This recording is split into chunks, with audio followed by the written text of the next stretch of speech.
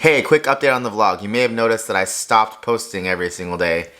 And the reason for that is that, man, vlogging every day is really hard. And sometimes when I get into the video editing, I can be editing for 4 hours.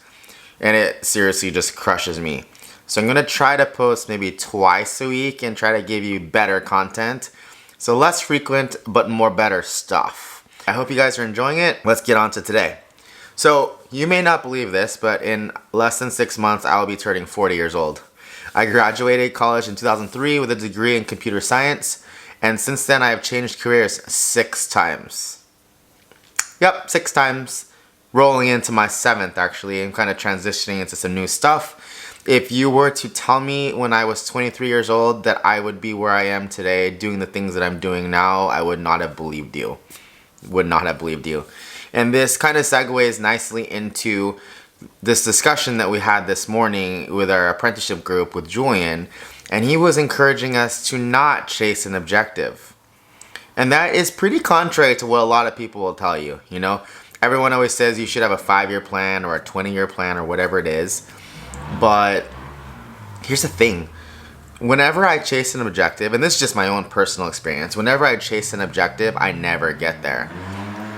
I always make the joke that I never get what I want, but somehow I always get something better. And the reason for that is that I know with confidence who I am as a person. I was taught that it's about vocation, not location. You're gonna be who you are no matter where you are in the world. You're gonna find a way to be yourself. And I think that's super important. So wherever I go, my vision, my reason for being is to help people get better and to serve and to be of benefit to others. That's who I am. It doesn't matter what context that is. I've done church ministry. I've taught in a CrossFit gym. I am now focusing on coaching coaches. So the general who I am has always been the same, but how I do it and where I'm doing it has changed. And I think the idea of not chasing an objective it really rings true to me, because just looking back, I realized that when I was focused on a singular thing, I often was blinded to other possibilities. So that's the thing. If you are only focusing on a single objective, you might be spinning your wheels on something that was never meant to be.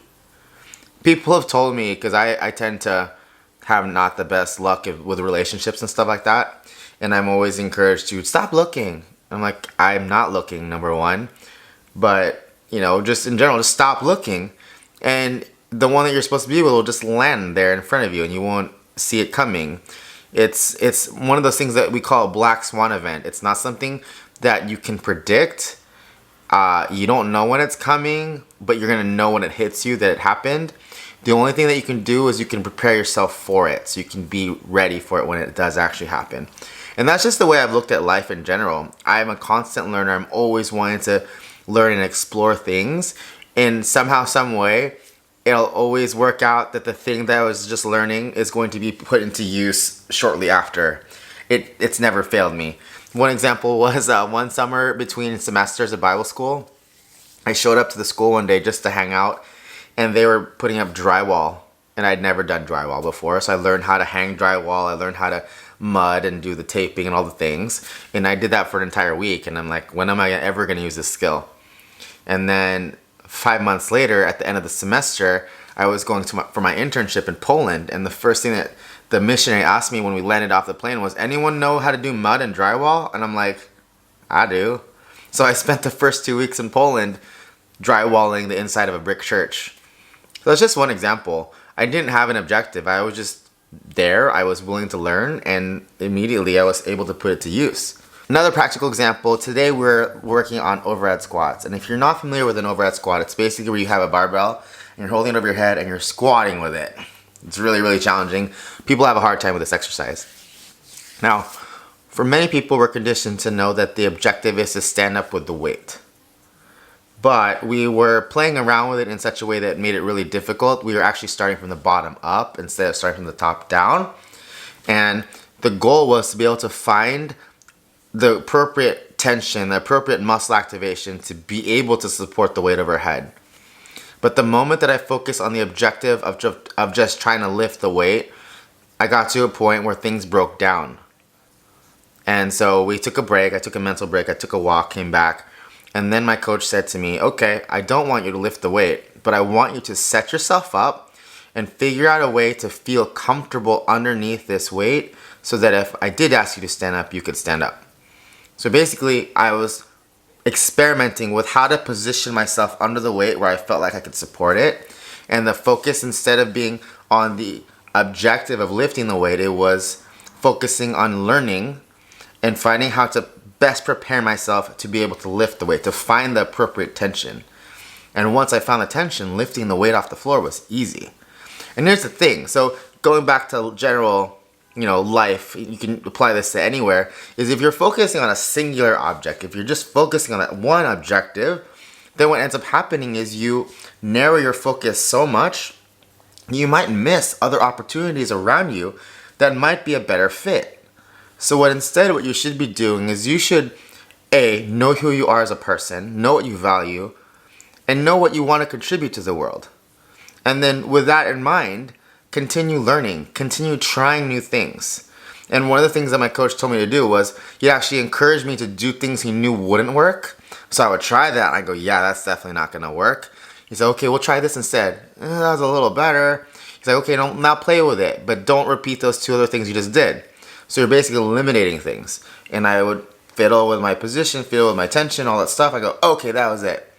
So part of learning, guys, is learning what you don't like or learning what doesn't work. It's this idea of just constantly whittling away at the choices and eliminating the ones that don't work until you find one that does work. And life is that way. If you are focusing too much on a singular objective, you're going to possibly miss the other options that could be better. Going back to my own experience, man, if you told me that I'd be doing what I'm doing today, I would never have believed you 20 years ago when I was 19 years old. I would never have believed you. And it's way better than I ever expected it to be. But the one thing that's consistent is that I always knew who I was. And I always knew that I cared about people and that I want to serve people and help. And that has been something that's been consistent. And what I've dedicated my life to for the last 15 years is just learning to be the best person that I can be and learning as many ways that I can to help people.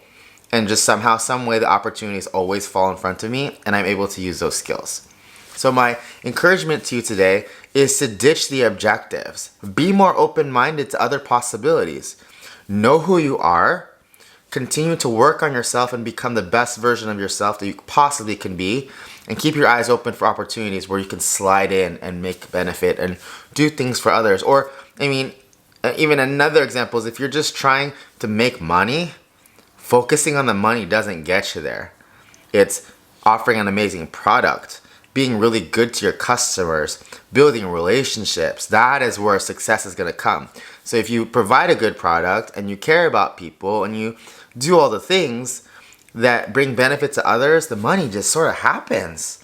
So stop focusing on a single objective. That is too narrow-minded, too narrow-focused. Instead, know who you are, make yourself even better than who you are now, and just prepare yourself for that black swan moment when it changes your life. Every time I've had a career change, it was preceded by a black swan moment, and oftentimes preceded by some heartache. And the heartache, the failure was the thing that, it was a catalyst that showed me I don't want that, and this is what I want. And then somehow I'll, again, get that thing that I want, but not necessarily the way I thought it would be, but better. So there you go. Ditch your objectives. Keep your options open. Know who you are. Keep learning and go be more better. Hope you guys enjoyed this. Hope you guys found this helpful. If you would like to talk about this, please comment below. Send me a message. I would love to connect with you. I'll see you guys in a day or two or something like that. Yeah, we'll see you guys later.